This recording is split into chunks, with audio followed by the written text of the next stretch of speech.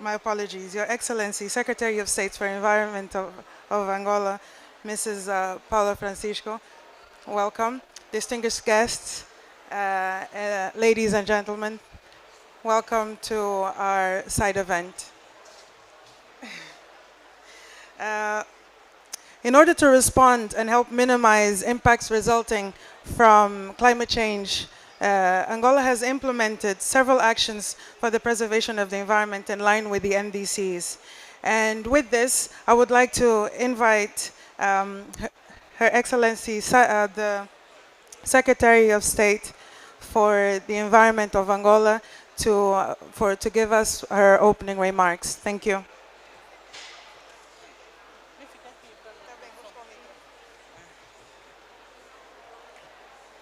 Bom dia a todos e a todas, não só os presentes aqui neste pavilhão da Bacia do Congo, mas também aqueles que nos acompanham pelas redes sociais.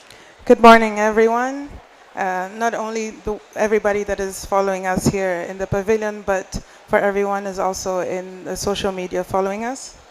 Dignos representantes dos distintos países, Representatives of distinct countries.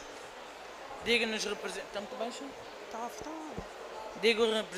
de departamentos ministeriais e empresas públicas, Representatives of governmental institutions and public institutions.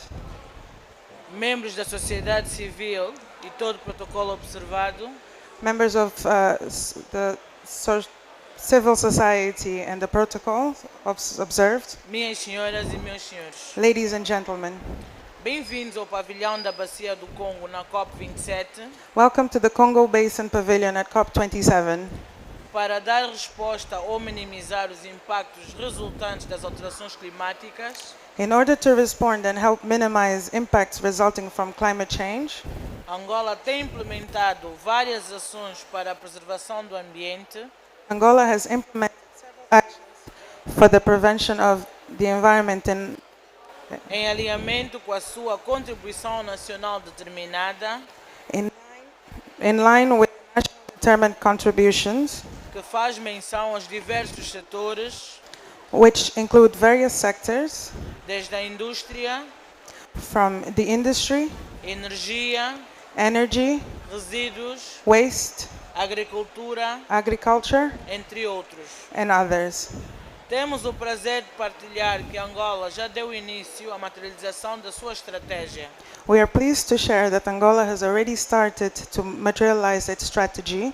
Atualmente estão em curso projetos solares de caráter público e privado, Currently, there are public and private solar projects underway. no setor público, sob a liderança do Ministério da Energia e Águas, In the public sector, under the leadership of the Ministry of Energy and Waters, está a Prodel a executar 7 centrais solares, there we have Prodel executing 7 solar projects, tendo como maior central a do Biópio, having the biggest central, the central of Biopio, que neste momento é considerada a maior central solar da África subsaariana, and is currently considered the largest solar plant in sub-Saharan Africa, com 188 megapics, with 188 peak megawatts, de capacidade de geração.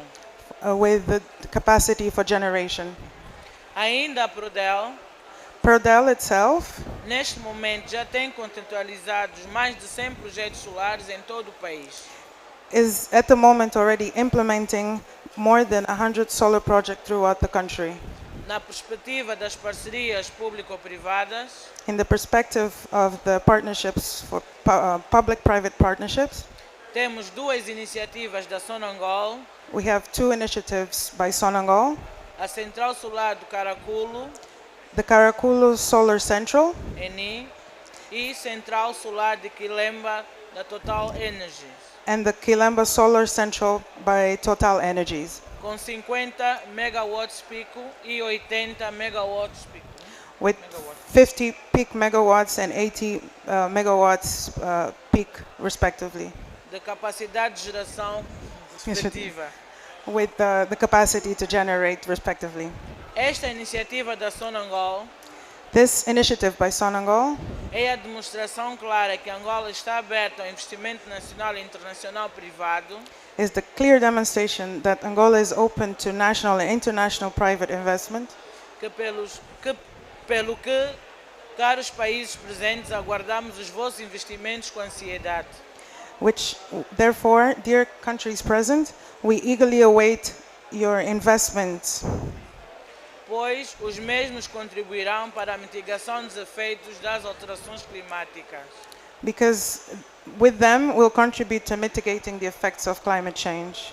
Aproveitamos o momento para partilhar que o Ministério da Energia e Água está a trabalhar de forma afincada We take the opportunity to share that the Ministry of Energy and Water is working hard to continue to reduce para continuar a desburocratizar a entrada do setor privado no setor da energia and to continue to reduce bureaucracy and enter in this to enter the private sector, cumprindo uma orientação de Sua Excelência, Sr. Presidente da República, João Manuel Gonçalves Lourenço. fulfilling the orientation of His Excellency President João Manuel Gonçalves Lourenço. A determinação do Executivo angolano é visível The determination of the Angolan executive is visible quando aceitamos que o Centro de Energias Renováveis da Comunidade Econômica dos Estados da África Central when we accept that the Center for Renewable Energy of the Economics Community for Central African States seja construído em Angola. be built in Angola. Já está em curso a sua materialização The materialization is already underway, e temos a perspectiva de o inaugurar no primeiro trimestre do próximo ano. and we expect to open it the first quarter of next year. Como não poderíamos deixar de frisar, estamos na COP27 We should not fail to emphasize that we are in this COP27 para reafirmar o compromisso de Sua Excelência, Sr. Presidente da República, to reaffirm the commitment paid by His Excellency Mr. President of the Republic na COP26 em Glasgow, at COP26 in Glasgow, onde se comprometeu a produzir eletricidade sustentável com baixas emissões de CO2, where we pledged to produce sustainable electricity with low CO2, e que até 2025 a nossa matriz energética seria de 70% renovável. and until 2025 our national matrix would be reduced, be the goal of 70%. Temos a honra de anunciar que os projetos acima são mencionados, Angola irá ultrapassar a sua produção de 700 megawatts. We are honored to announce that with the above mentioned projects, Angola will exceed the 700 megawatts projection. Pois com a conclusão de todos os projetos, teremos uma capacidade de produção de energia renovável instalada na ordem de 1 gigawatt. And with the conclusion of all the projects, we will have installed renewable energy production capacity in order of 1 gigawatt. Muito obrigada pela atenção e damos aberto este workshop. Thank you for your attention, and we declared open this event. Thank you.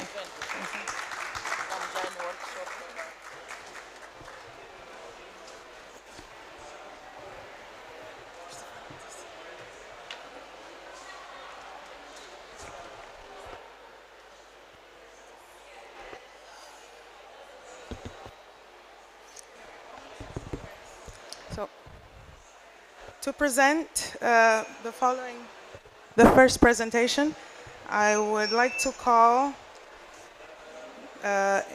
João Pataca Fernandes, please, to the podium.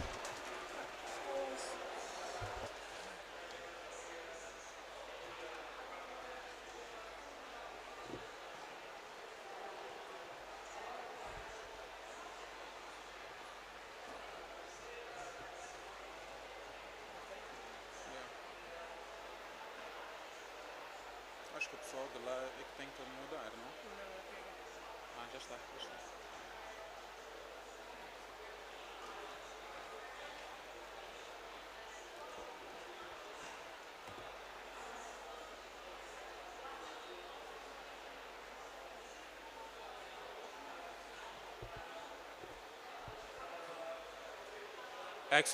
Excellency, Secretary of State of Climate Change for Angola, Mr. Paula Francisco Coelho, ladies and gentlemen.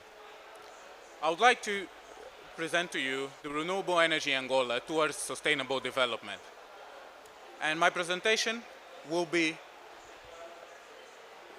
based in a contextualization of what is the energy towards the world, the first steps of Angola, the electrical diversification matrix, and the project that we've been developing towards our goals that were mentioned by the Secretary of State. So the development of the consumption of energy has been having a sustainable increase during the years. And why is that? It's because the sustainable development is directly proportional to the amount of electricity or energy being consumed by a society. However, the high dependence of hydrocarbons suggests that countries from now on have to increasingly implement energy sources that are more friendly to the environment. And what is the electrical diversification? Electrical diversification is being able to meet our targets or meet our consumption using different sources. And why using different sources? Usually people say that electrical diversification, with the entrance of renewable energy, we have to stop completely the use of hydrocarbons sources. I don't agree at all. I think that the combination of different sources will give the energy security and sustainability that countries need to develop and also to reach peak development. And this idea can be supported because all the energy sources have their flaws. For instance, the hydroelectric power is highly dependent on the incidence of rains. The solar power is highly dependent on the irradiance happening on the day. So if you do have a combination of these sources, it is more sustainable and more secure for the countries to being able to deliver power being consumed by the people. And this was the idea of the Ministry of Energy all these years and the position of Angola. Being able to deliver a more robust, more independent and a sustainable development based in three pillars, which is equity and sustainability, rationality and efficiency, and one of the most important of all, being able to safeguarding the public interest, which are the people that we are working towards. So with these pillars, Angola defined its first steps on renewable energy, and we started roughly on 2006 to 2008. We started by building the Solar Village program, which was a program that has the idea to electrify the country using autonomous systems to the people that do not have access to electricity at all. And this project is in its third phase. First phase was finished in 2008, second phase in 2011, and the third phase is on the way since 2017 that we are looking funding projects, funding support to this social project. And with the installation of this, we were able to install 1.44 megawatts and benefited 200,000 people. But on the second phase of this program, Angola understood that renewable energy is not only for rural electrification or electrification access, and we could scale up for a bigger level. Therefore, Angola started a study, a nationally scaled study, to to measure the potential of the different sources of Angola. And this was as a result, on 2015, we could measure that we have a potential of biomass of 3 gigawatts, a huge potential, one of the biggest potential in Africa, sub-Saharan countries, of hydroelectric power with 18 gigawatts.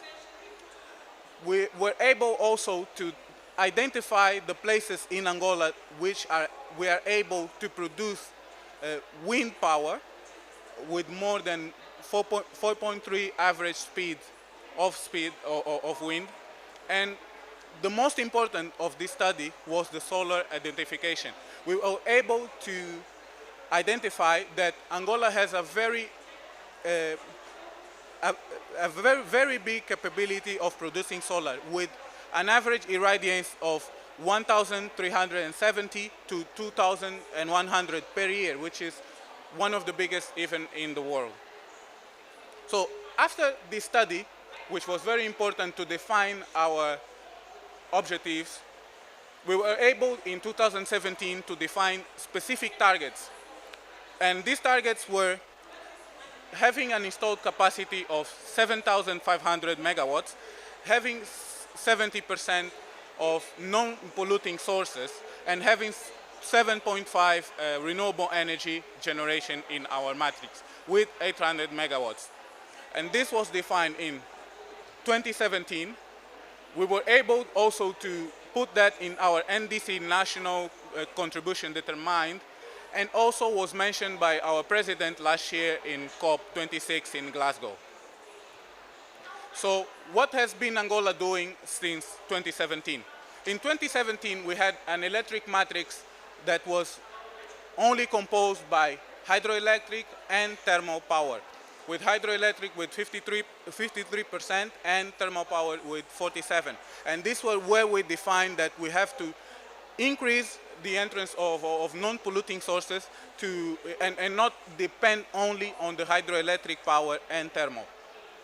Therefore, 5 years later, we're now in 2022, we are able to proudly say that our energy matrix is much better. We even increased the presence of hydroelectric power, which is a non-polluting source. We introduced the solar energy, which is very important to our energy diversification. And we are able even to almost double the production matrix. In 2017, remember, it was 3.2 gigawatts of generation, and 2022 we now have 6.2. And we are looking into the target of 7.5 gigawatts of electricity. That means that if within 5 years we were able to almost double it, in 3 years we will be able to meet our target, which is our main goal, and what our president has been compromising himself to reach the target. We were not only able to introduce the solar, but also we introduced the hybrid, which is a solution that has thermal and solar combination to be able to meet our energy consumption matrix. So this is, here I present to you, from the targets defined in 2017, we are able, for example, the renewable energy installed, we have now 288 megawatts of the 800 that we compromised ourselves in 2017. We are almost 63% of non-polluting sources of the 70 that we have compromised ourselves as well. We're able to, we have an electricity generated by renewable energy of a representation of almost 5% of the 7.5% that we compromised ourselves in 2017. So this was able because of the projects developed since the 2017. The first project, the big project of solar power, was the hybrid power stations that benefited almost 238,000 people by installing power stations in 7 provinces of Angola. And this hybrid power station, they were a combination of solar and thermal power. We're still using power because we're still using thermal because we believe that thermal power will help us to reach our goals towards the development and also to fulfill the consumption matrix of Angola. Not only that, this year, in July this year, we were able to introduce 285.5 megawatts of electricity, as mentioned by our Secretary of State, and one of them is the Biopio project, which is the biggest in the sub-Saharan African countries. Angola knows that this is not sufficient. We have to still introduce our projects. So we have signed contracts and agreements with Sonangol, as mentioned, with Energie, Total, and also with Prodel to introduce more and more power stations by solar power stations. Therefore, Prodel is also undertaking five power stations that will be constructed by 2024. And this will give us 83 megawatts of electricity. 3 of them are already being constructed, and 2 of them will start the construction by the end of the year or early next year. Not only that, we have also the projects of Sonangol that will be presented here, that are the Karakulu and Kilemba, that are public-private partnerships, introduction to the electric matrix. And these 2 projects will contribute in 130 megawatts of electricity being produced and being injected to the grid. Not only that, we understand that Angola is a very big country, and the national grid will not be able to deliver to the 4 parts of Angola, the south, center, and the east. But we understand that if we use the autonomous or microgrids solutions, we could deliver power stations to people and also support them to achieve their energy needs. Therefore, Angola also implemented 7 power stations that will be built with the introduction of storage systems that will contribute to 720 megawatts and also 285 megawatt hour of energy storage capacity. So what will be the impact of all these projects in our electrical matrix? With the introduction of the projects, we will have a solar representation of the on the electric matrix of 17.3%, and also we will have an electric matrix of solar of 1 gigawatt or more than 1 gigawatt, and this is very important for Angola in the electric matrix. And we believe that with the development of years, we will be able to introduce biomass, we will be able to introduce wind power, we will be able to introduce also other forms of power and increase our energy security. With that, I finish my presentation. Thank you.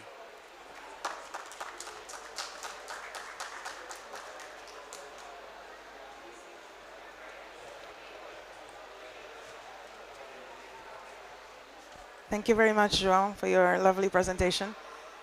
Next, I would like to call our representative of Prodel, Engineer Jandira, to the podium, please.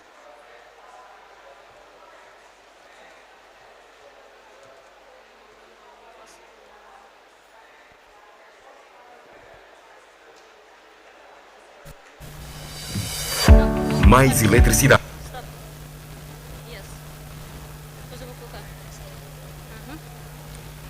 Good morning, the ladies and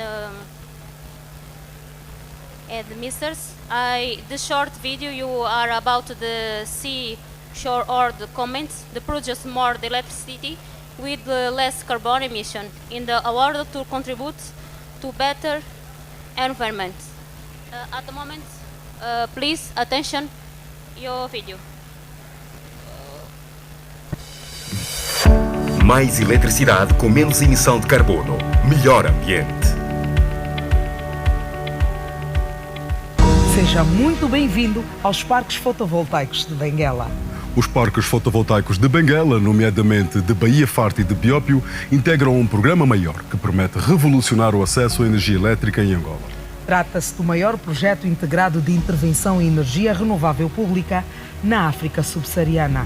Ele foi planeado com o objetivo de impactar positivamente o meio ambiente, o desenvolvimento social e económico e vai marcar o futuro da energia sustentável no nosso país. A história desse projeto é também a história da transformação de vida de angolanas e angolanos que vivem em áreas isoladas e que pela primeira vez terão acesso à eletricidade. Ela certamente lhes dará uma vida mais confortável e digna. Até 2017, a matriz elétrica do país estava substancialmente concentrada em fontes hídricas e térmicas que, com as mudanças climáticas e não sustentabilidade ambiental, económica e social da população de energia a diesel, agrava os riscos de colapso ambiental. A solução era inovar e, por isso, ao assumir a presidência da República, o presidente João Lourenço comprometeu-se com a construção de um país com mais justiça e inclusão social. E já no seu discurso, o POF comprometeu-se a trabalhar para a melhoria no quadro de produção da distribuição de energia elétrica, com destaque para o setor da energia. Será melhorado o quadro da produção, de distribuição de energia elétrica e de água canalizada, que permitirá uma maior e mais séria aposta na criação de polos industriais pelo país. Imbuídos nesse espírito de trabalho da Sua Excelência Presidente da República, os técnicos e engenheiros do Ministério da Energia e Águas começaram os estudos para a implementação de novos projetos. Pesquisas e estudos demonstram que Angola tem elevados níveis de radiação. Em algumas destas regiões, estes níveis estão próximos de alguns dos melhores lugares do mundo. Angola tem ainda a particularidade de dispor de vastas e amplas planícies, reunindo as condições ideais para o desenvolvimento de projetos solares. A escolha dos locais para a implementação das centrais solares, o governo angolano obedeceu a 2 critérios. Zonas que nunca tiveram acesso à energia elétrica, como Saurimo, Lucapa, Luena, Bailundo e Cuito. Zonas de desenvolvimento agroindustrial, Biópio e a Baía Farta. Em agosto de 2019, assinam-se as primeiras intenções contratuais com o consórcio de empreiteiros e a fiscalização das obras. O projeto tem como parte de financiamento 15% do Banco Sul-Africano e 85% do Banco Sueco. Em março de 2021, assinam-se as consignações e as obras dos parques da Baía Farta e do Biópio são iniciadas. Assim, o setor elétrico angolano entra para a era da ampliação do acesso e da segurança no fornecimento. Os parques fazem parte de um grande programa de produção de energia fotovoltaica, nos quais o governo investiu 539 milhões de euros e contempla a construção de 7 centrais que vão ser instaladas nos municípios do Bailundo, Baía Farta e Biópio, Cuito, Lucapa, Luena e Saurimo, com um total de 1 milhão de painéis solares instalados. Os parques produzirão energia suficiente para atender a mais de 2 milhões de pessoas, principalmente no meio rural.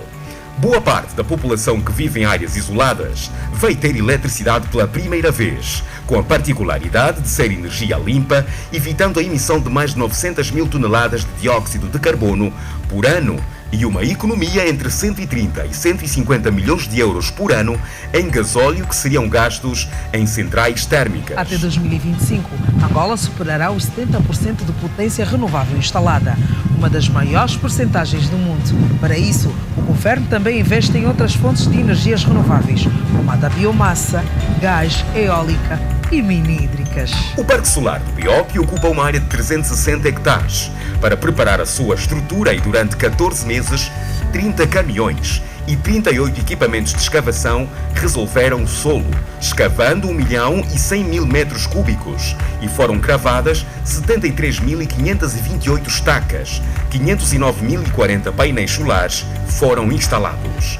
O Parque do Biópio tem potência de transformação de 150 megavolts e potência nominal de 189 megawatts, contará com suporte de 63 inversores e uma subestação de 33 por 220 kV, ligados à rede nacional por uma linha de transmissão de 220 kV, extensão de 1,2 km de distância, apoiadas em 9 torres de metal. Ao entrar em funcionamento, o Biópio passará a ser o maior parque solar da África subsaariana.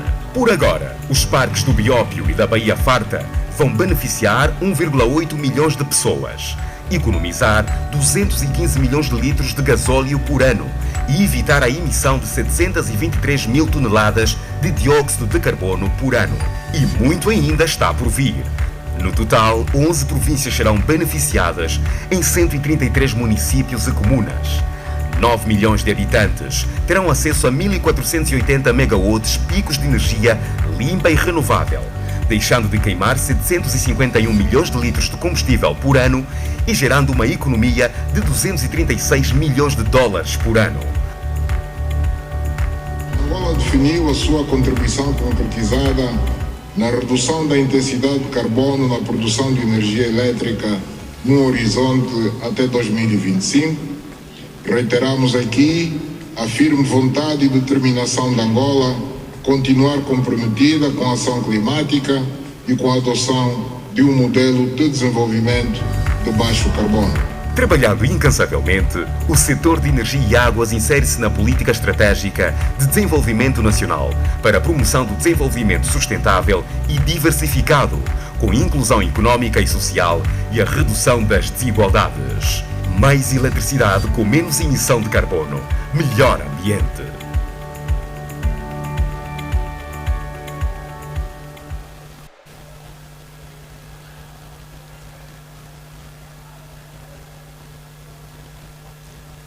With that, we bring this session to a close. But before we do that, we would like to open the floor for questions and answers. So I would like to call up Jandira and João, please. And I would like to ask the floor if there are any questions. Anybody would like to pose any questions?